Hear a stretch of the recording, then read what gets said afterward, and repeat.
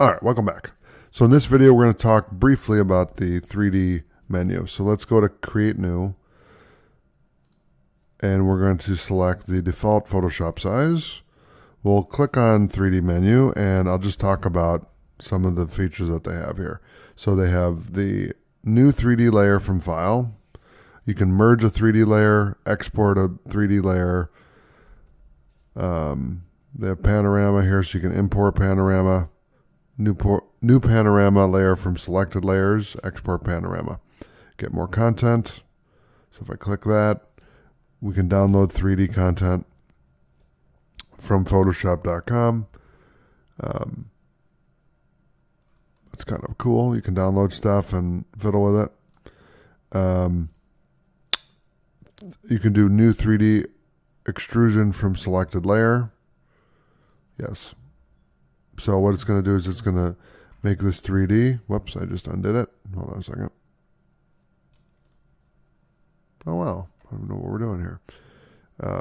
Okay. I'm going to undo that. Let's see if I can undo it.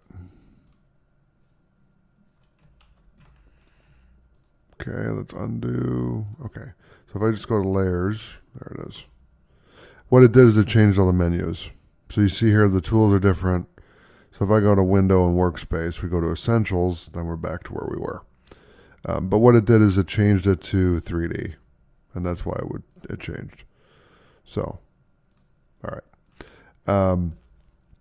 New mesh from layer, group objects, group all objects in scene, move object to group plane, pack objects on ground plane, new tiled painting from layer, generate UVs, paint fall off, paint system, paint on target texture, select paintable areas, create painting overlay, and then a lot more down here. The one thing I'm going to say about the 3D menu is it's cool to see how far Photoshop has come from when I first started using it.